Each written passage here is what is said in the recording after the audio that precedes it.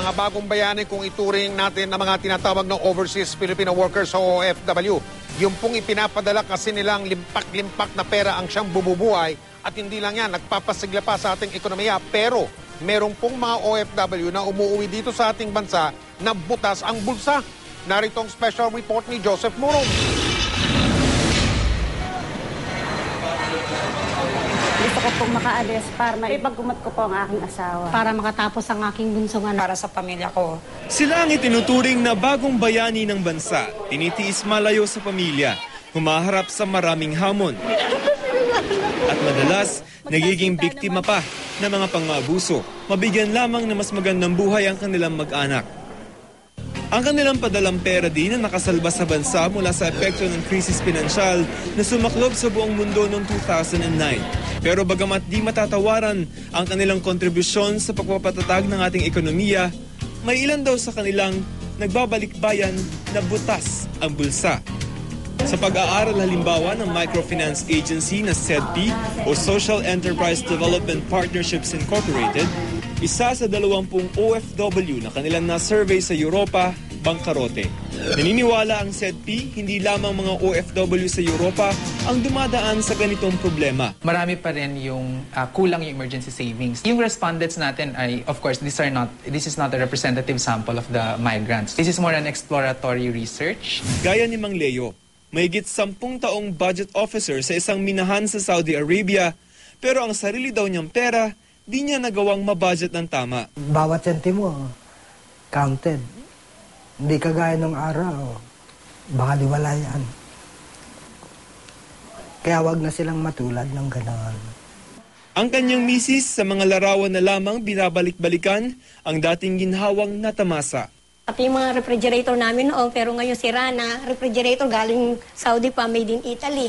Bukod sa bahay, sasakyan at pagpapaaral ng mga anak, isa sa malalaking pinagkakagastusan daw ng mga OFW ang pagpapaganda sa bahay at pagpupundar ng appliances at gadgets. Ang pinakasikat na liquid asset ay cash. No? Ibig sabihin, liquid siya, madali siyang magamit, madali siyang magastos. The reason why nababankrupt yung ating mga OFWs is because of they were not able to handle their debt properly. Alam nila kasi meron silang pagkukunan. Minsan kahit hindi na nila kailangan, they tend to borrow. Ang dapat daw ginagawa ng mga OFW sa tuwing kikita, ibawas muna agad ang target na savings sa agastahin ang natitirang pera. Very important yung gumagawa ng budget and to stick to your budget. Ang lahat ng umaalis na OFW dumadaan naman sa financial literacy training ng Overseas Workers Welfare Administration o OWA. Yun nga lamang, hindi natin masabing lahat ay nabibigyan natin ng orientasyon. But for as long as they go through the legal recruitment procedures, then they will undergo pre-departure orientation sa nila. Meron po siyang few minutes allotted for financial literacy.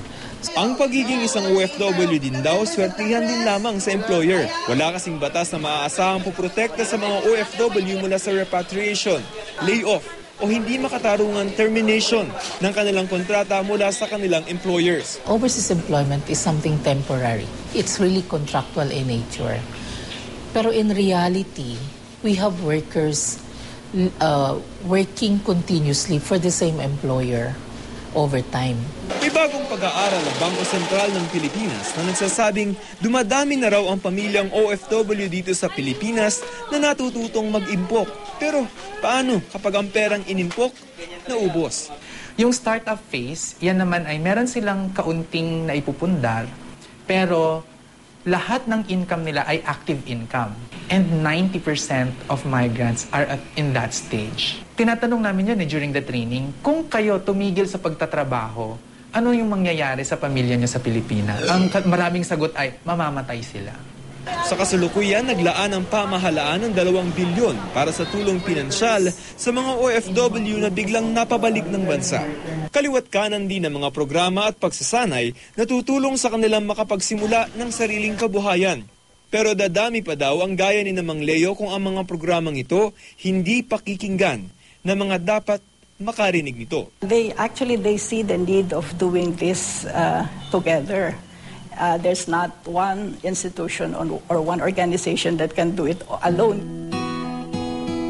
Joseph Morong, Nakatutok, 24 Oras.